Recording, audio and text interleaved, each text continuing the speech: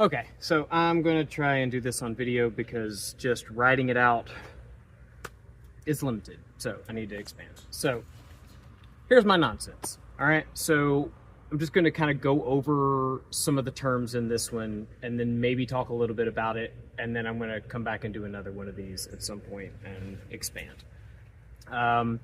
So to start, you got the four forces of creation. So we can call these initiative, resistance, form, and result. Instead of just cause and effect, which we would interpret as initiative and result, there is actually a dynamic interplay of these. So we could say that my initiative to go to the store might conflict with my wife's or might be the resistance to my wife's initiative to go shopping somewhere else. Because if I go there, then she can't go there. So do you see how my initiative could be her resistance?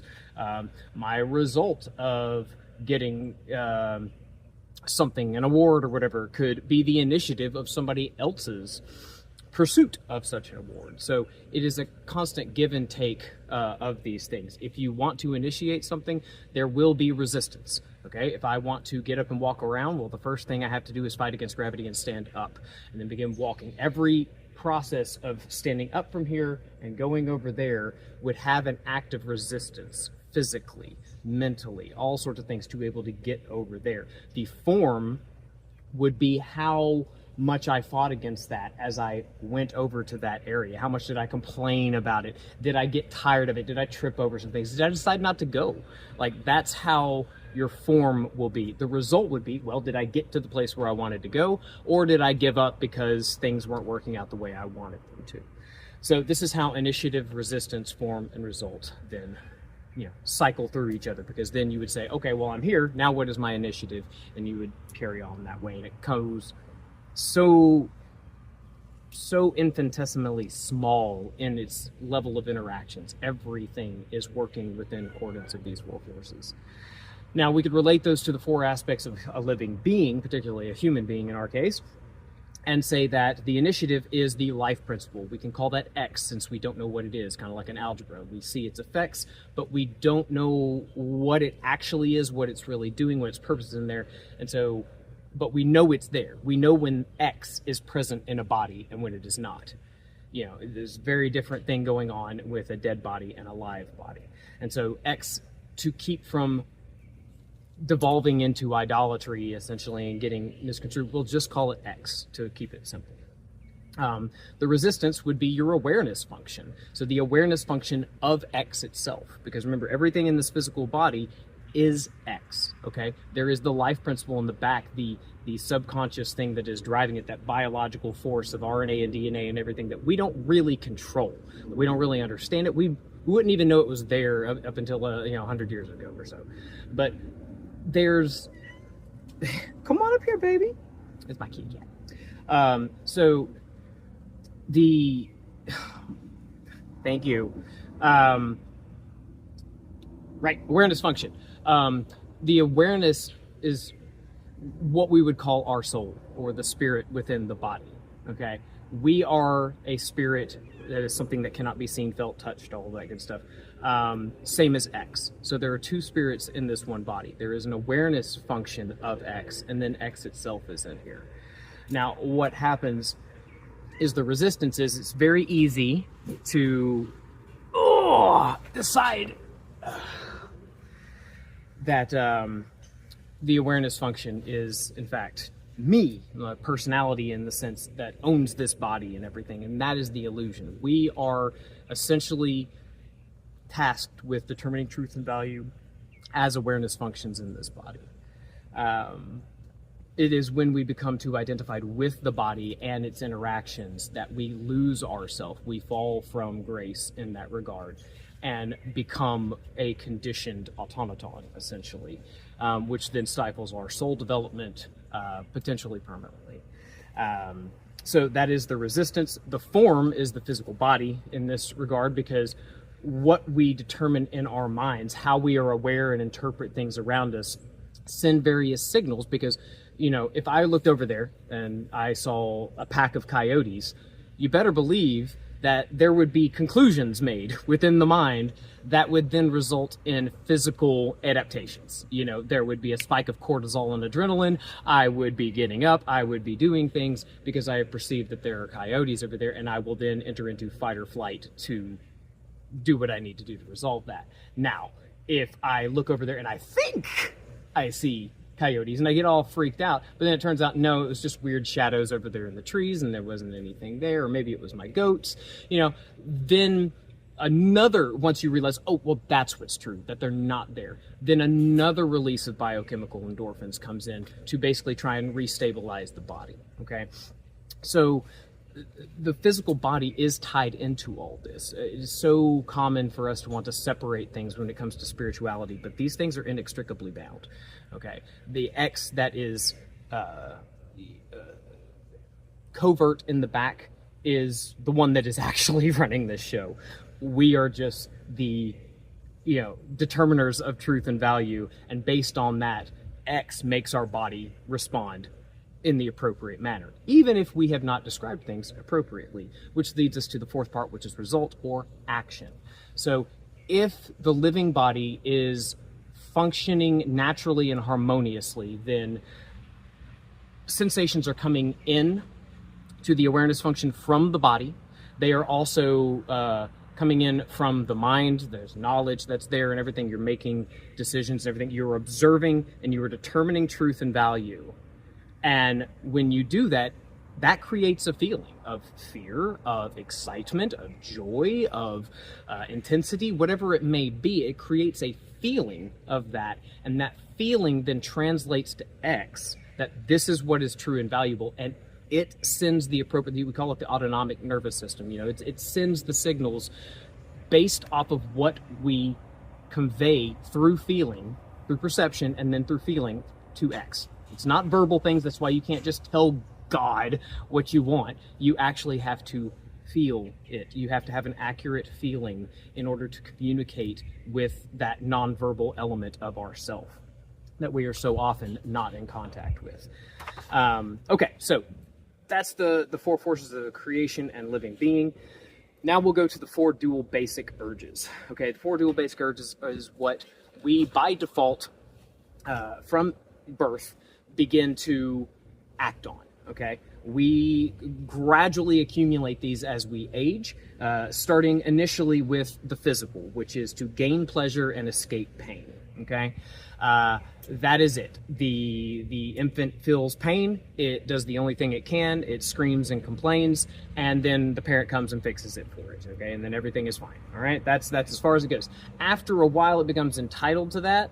It begins to want attention. And so it will then, do things to gain attention or escape being ignored.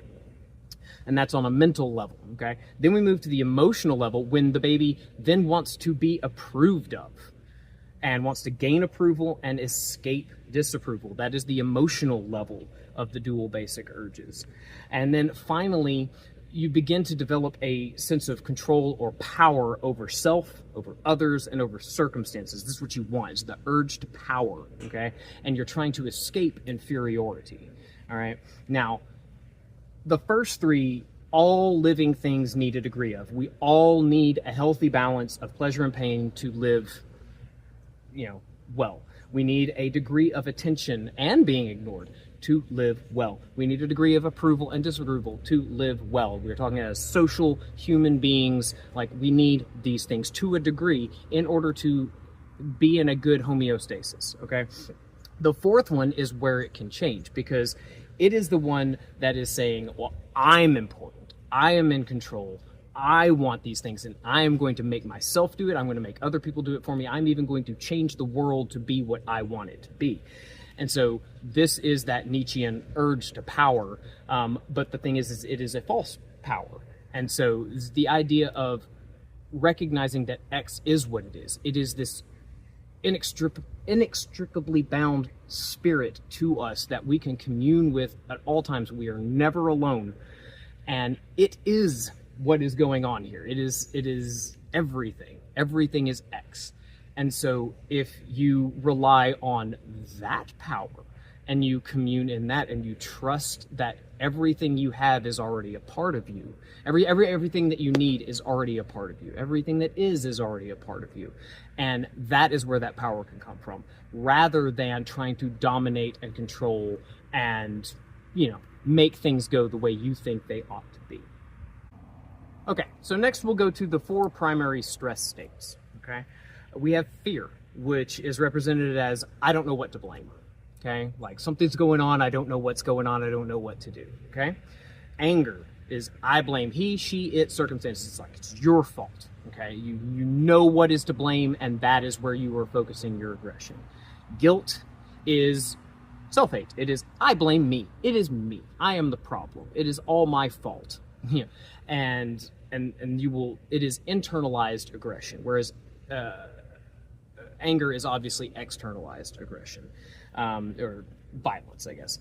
Guilt is internal violence. Insecurity, which is, I have to figure out what to blame. It's when you're just like, God, this just could be so many things. I gotta find an answer. If I could just find an answer, everything will be okay.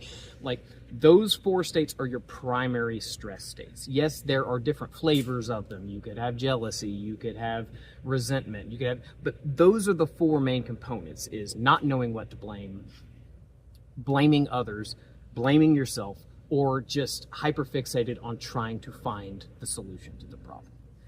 So, next we'll go to the master decision and the purpose for living. So, the conditioned purpose is the pursuit of happiness, or non-disturbance, which drives us to unconsciously struggle to gain and escape the dual basic urges. The mind creates 6 aspects of the personality to gain these things. They get conditioned throughout the thing. So we said that the infant, the only thing it can do is cry, which is a complaint. It can't do anything for itself. It is not responsible for itself. We are. So it cries, we fix it. But that develops a magical mind within the infant that says, oh, if I just complain, something else will fix it for me. And then many of us never stop. Throughout our lives, even once we have become adequately responsible, we still default to just complaining. Then we would have 2, which is entitlement. Like we said, the infant begins to get entitled to the attention that the parents and the grandparents and everything give it. So it begins to either react miserably or threatening in order to attain these things. These are both on the primal survival side of the personality. They're the first 2 parts to start manifesting. Then you have on the other side, the B side, or the justice or social conditioning aspect of it, you have appeasement start to arise. And that is where, no, you can't just say you can't just have a cookie. You have to say, please. You learn that you have to give other people what they want so that you can get what you want. And that begins that manipulative bartering system, that subtly selfish, rather than overtly selfish, of let me just complain, let me be entitled to it. And so that begins inner conflict, because now you have, I just want to do what I want to do, and then no, I can't just do what I want to do. I have to do what others want to do so that I can do what I want to do. You have conflict. Number 4 would come up as submission. Okay, so this would be to do, say, think, and believe what your authorities tell you in order to be happy. This is religion, this is government, this is even family structure. It's every one of the people that you grew up under. Your brothers, your sisters, your mother, your father, your teachers, all of them were different authorities. All of them had different ways to attain this non-disturbance. And so if you just knew the right authority to submit to, then you would be able to be happy. And so it is that conditioning process that goes along. Then we would have on that same side 5, which is self-improvement. So this is the destruction of the unique soul that is manifesting within the physical form, okay? By striving to meet the ideal of someone else's soul. You're wanting to say, no, I need to be better like they are. I want to be like Mike. I want to be better at basketball. If I just had the right clothes, if I just had the right car, I would be happy, And you're wanting to make yourself like others rather than be as you are. And so then to meet that on the other side, on the primal side, we go to number 6, which is projection. Okay, this is opposing the self-improvement. So instead of saying, no, I just need to get better, it's me, I need to be more like them, it's no, you are to blame.